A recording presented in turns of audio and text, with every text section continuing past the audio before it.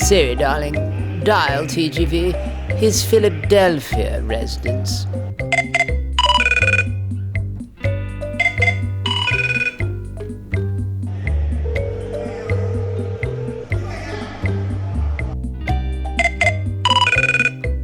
Hello, no one is available to take your call.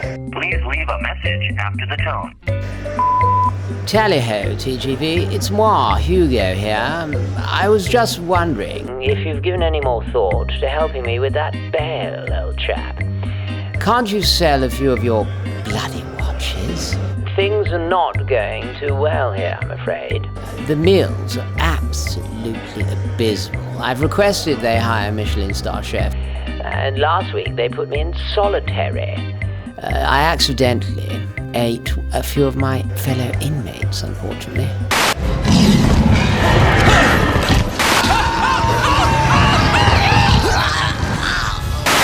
Anyway, mustache, tiddlywinks, triceratops, my main squeeze, is popping round for a visit later. Please give it another thought. Dreadfully bored here. Toodle pip.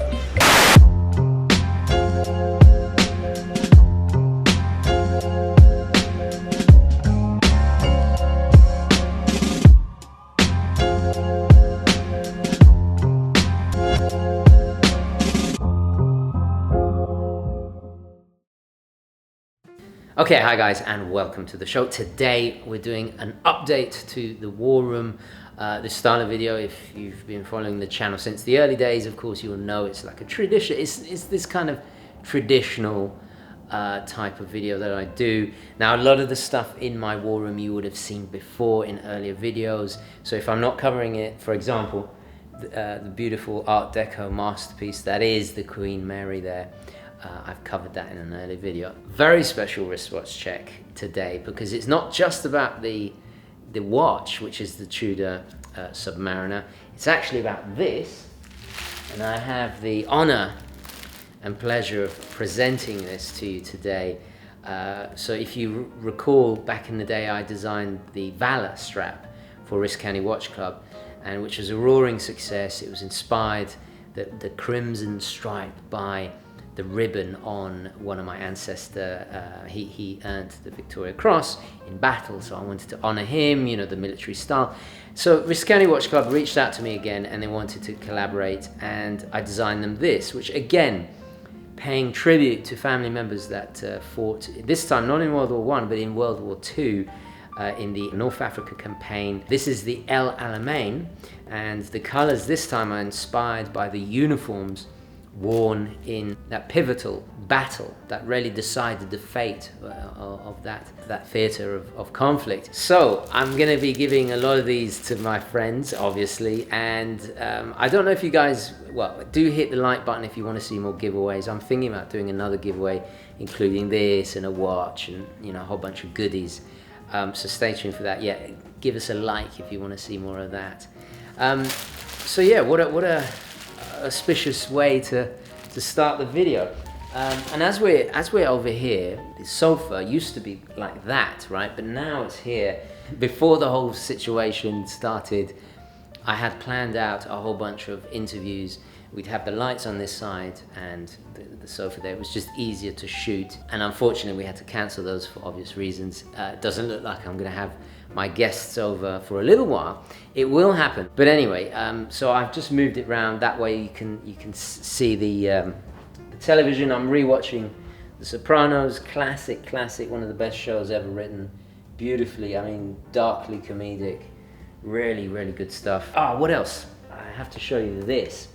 I've bought a lot of books about watches in the last couple of months because I've had the time to read.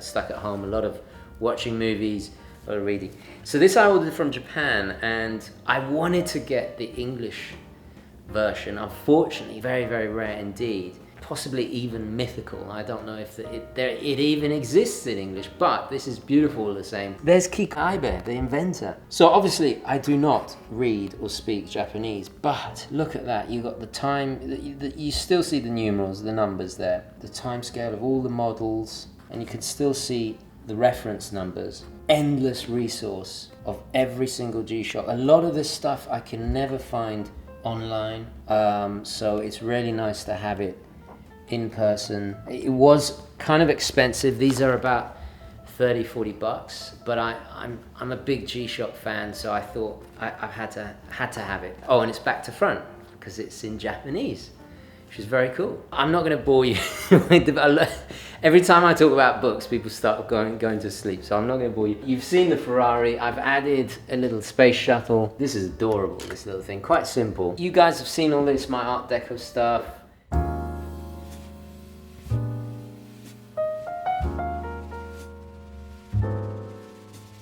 Right, now the most significant upgrades to the war room have actually been on my desk. If we have a look over here, you'll notice this lovely big bit of leather. This is the desk mat from no other than Carl Friedrik, who make my wallet. You would have seen it in about every single EDC video. They make my bags as well. But they've launched this new line, and it includes this, which is the desk valet, the valet tray, and it's just incredibly useful. It's a one-piece, beautiful construction of leather stitched together to make this place to put all your knickknacks, your bits and bobs, keys, all of that kind of stuff, because my desk was always quite a bit of a mess. So I'm absolutely chuffed with this because it really helps me organize all those loose items. And then of course there's this mat, which, look, if you're like me and you spend 12 hours a day editing non-stop and your hands are here, or you're operating the mouse and you want something a bit more comfortable, and not only that, it smells absolutely divine. These items do come in a variety of color, the same way as the cognac. I got it ready to match my wallet. But what's really cool is, if you remember my wallet, I had it personalized, and they've done the same with the mat, which is fantastic. Same material. I know there's a little bit of difference in the color, but that's because the wallet has been in my pocket for years, and it develops this wonderful character, this wonderful patina, this personality all of its own. And this will too. The stitching on this is a bit like a watch strap. Beautifully done. I love Carl Friedrik. Their designs are very clean, very functional, classic stuff, and now they have this accessories for the home. It's just fantastic. And before I forget, I should mention that this, like all their leather goods, is also Vachetta leather, made in Italy. And we all know, if you see my little Coloreb watch case here, the Italians, since time immemorial, have been the world's foremost leather makers, so you really get that quality as well. Oh, and I should mention, you don't really need a mouse mat anymore. It's made my old mouse mat redundant. Mouse rug, sorry. This we got this in the Met, didn't we? Yeah, the Met. I got it actually to match and my carpet there, but also to remind me of home, because I have these beautiful old Persian rugs at home that have been in the family for literally centuries. So it's a little reminder of home.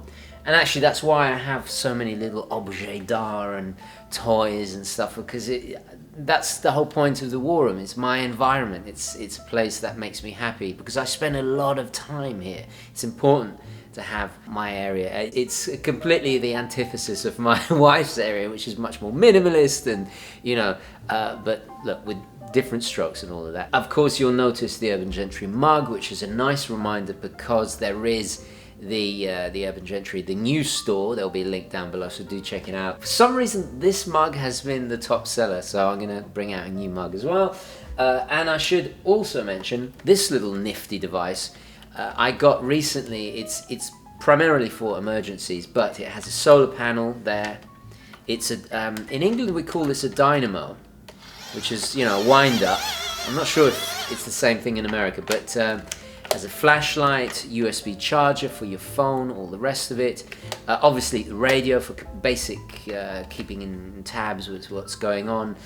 In a blackout, in some kind of emergency, this is absolutely fantastic, and even includes a compass for basic navigation, and you can carry it on your person. So stay tuned. I'm going to be doing my panic bag, which is something I've never had before, but now it's something I cannot be without. And I do advise you, wherever you live, to have something similar. Stuff like first aid, basic change of clothes, survival tools, that kind of stuff. So stay tuned for that. What else should I say? Yeah, let's move a little bit over this way to the light box. You've seen this area, my trademark white gloves there. I'm actually shooting, I probably have to pixelate it out. I'm in the middle of shooting a review as we speak. I've talked about my camera, I have my lenses, all this kind of stuff. I have 4 cameras now, including the one I'm recording this on. And 2 of them are 4K ready. I'm just waiting for YouTube to, essentially I'm waiting for YouTube to catch up. It's an absolute logistical nightmare, the processing. But I am future-proof, and that's the whole point. So hopefully one day when YouTube get their act together, we will be broadcasting in 4K. And over here, I was testing this out. If you remember the last War Room tour, these watch winders, and unfortunately the quality was not good enough. The door actually came off the hinges, this kind of thing. And I'm not going to recommend something I don't wholeheartedly believe in. So that was a bit of a disappointment. I was looking forward to offering you something else, or recommending you something else other than the Wolf winder, which I have. Actually, it's going right now. So anyway, oh yeah, movies. So let's take a look at some latest acquisitions in my movie collection.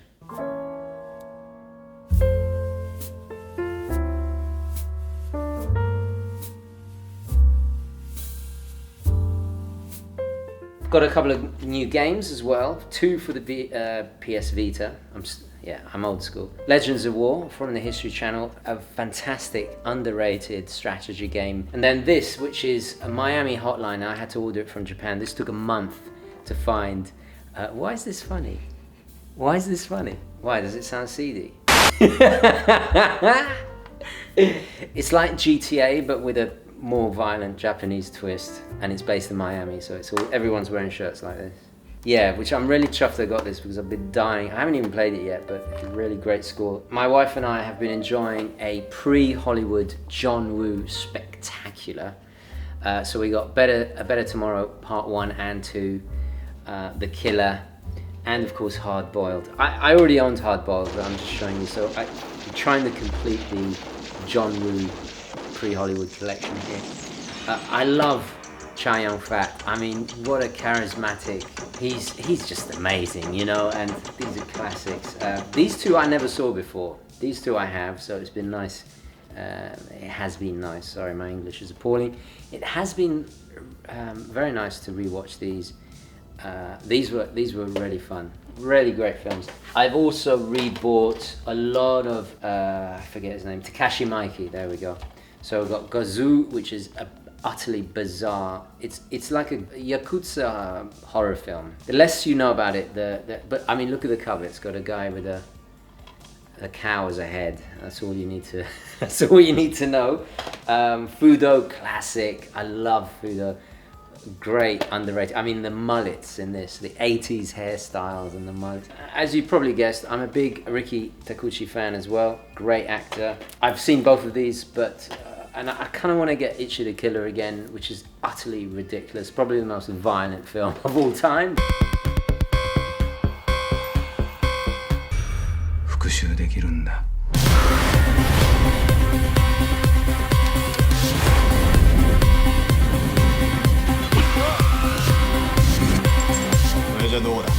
And then there's this One Cut of the Dead, which we really loved it, didn't we?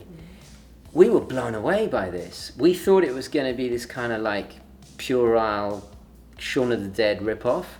It wasn't at all, because it says on the best zombie comedy since Shaun of the Dead, and it wasn't. It was a really intelligent, funny, insightful. If you're interested in filmmaking, it's not, in a way, it's not really about the zombies. It's about the art of filmmaking. ゾンビもので生中継でワンカットやっていただけますか。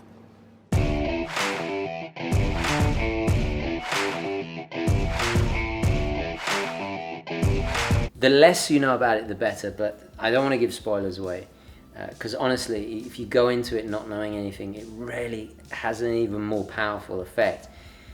But it's incredibly clever, beautifully made, very insightful. And if you're into your more intelligent, it's not highbrow, it's not an art film, okay, but it is intelligent and very, very entertaining as well. So we were laughing, it was great. Ooh, and then it fell out my hand. So this is an Art Deco, beautiful Bugatti Art Deco car.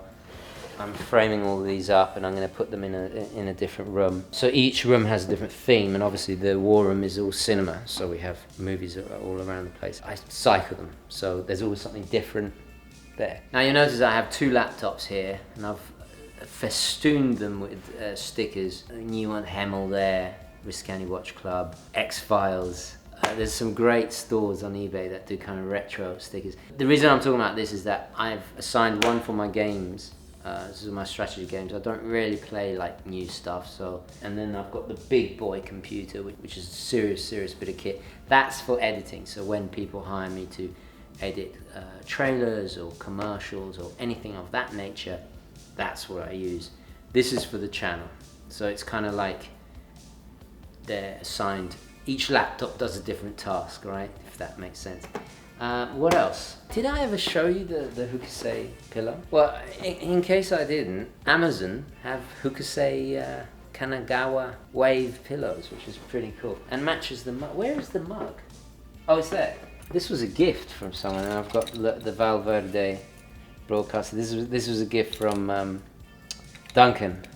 Shout out to Valverde. Oh, and I really should thank Steve at Frozen Gorilla. If you missed the podcast, there's a link on my Instagram, but because he's Greek and he sent me this giant kopoloi because he knows that that's something I keep in my valet tray there. So massive thank you to Steve. Anyway, let's discuss a little bit watch collecting.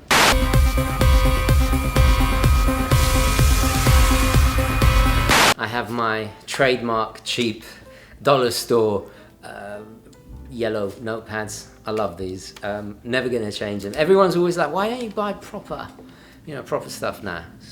I write, bin it. My priorities have changed, and I'm sure it's the same for a lot of you guys out there. I am prioritizing my collecting goals differently now. Also, I'm starting a secondary business while running YouTube, so my kind of priorities, well, for lack of a better expression, are totally different now. My long-term goals are literally really long-term. I don't know if I'm going to live long enough. I had originally planned to go to Japan. I wanted to make a trip possible, but this year it doesn't look like it's going to happen.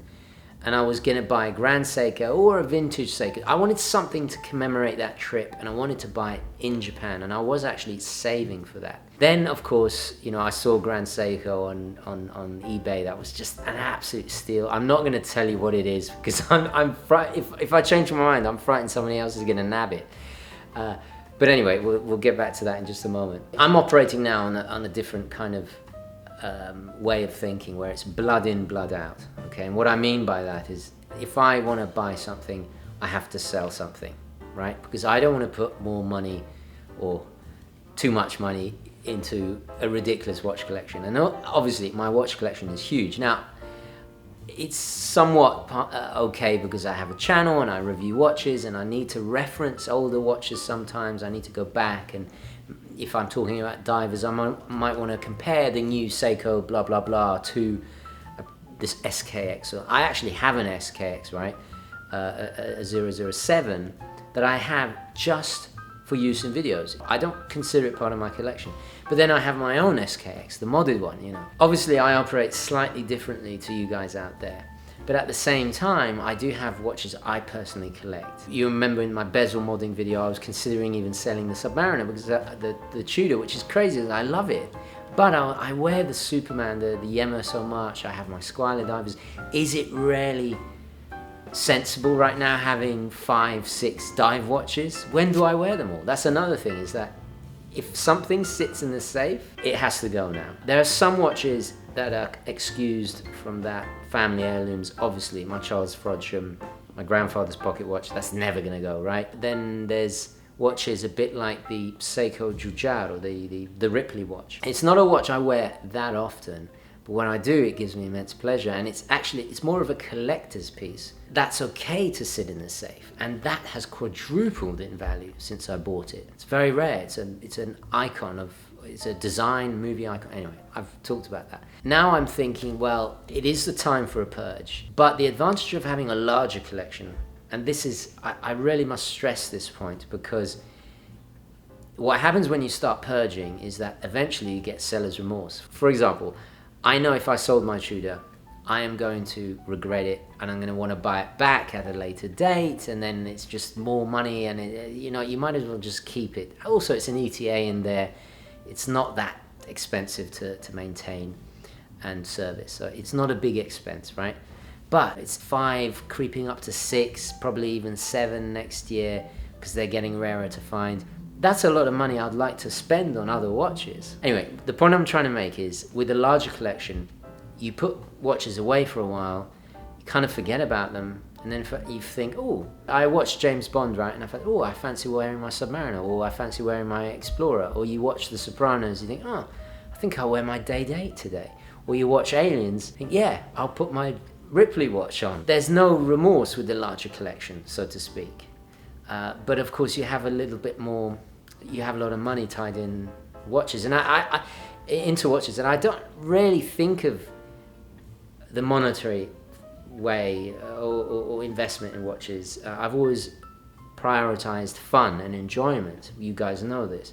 But now I'm starting to think like that, because I have to watch the pennies, and you know, I'm investing a lot of money in a new business and a lot of time as well. That leaves me with what I do now, and I'm stuck. I don't know, you know, I'm still lusting after Navitimers. I cannot get Navitimers out of my mind. And actually, I didn't show you this. Just follow me for a second. This has been fairly well publicized, this release, but you can get third-party, let me just put that back in there. You can get third-party bezels like this,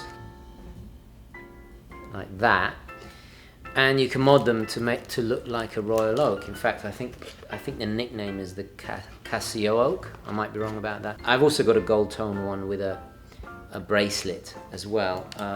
So, you know, I'm not going to spend 16, 17 grand on a Royal Oak, but I love G-Shocks, and this was I think in total was under 300 for the parts and the G-Shock. So, and I get some enjoyment out of it. I'll make a video about this later. I'm still obsessed about the same watches. I'm still obsessed about the Navitimer.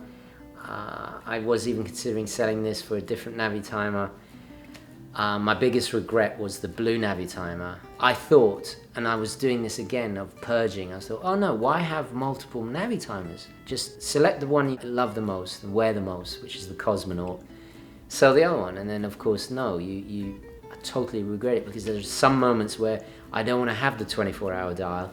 I want to have that vibrant, pulchritudinous blue that is just so spectacular. I rarely do miss it. But that's the thing, I think the Navitimer is one of those watches I could own multiple versions. And then of course, when I do own multiple versions, I'm looking at it, oh, I'm as wasted money, and I could buy something else with that. It's just, it's this kind of cyclical thing. I don't know if you guys go through it. Kind of rambling now, but that's the point of the video. So there you go. Please do add in the comments what's going on with your watch collecting journey. What are you considering next? Are you consolidating? Are you purging? Or is it just the same? Do let me know, especially how the current events have changed your collecting habits, so to speak. What else? Oh, don't forget to check out the new store, which is updated every month with new merchandise. Some of it limited runs, and then there's new stuff coming as well, so do stay tuned to that. What else? The bell icon, don't forget to hit that so you're notified of new videos whenever I post them. And I think that's about it. Oh yeah, there's the Instagram, the Facebook, it's all in the description. Alright guys, thank you so much for watching. Please don't forget to like this video if you enjoyed it, very important indeed, and I will catch you in the next one. Okay, ciao.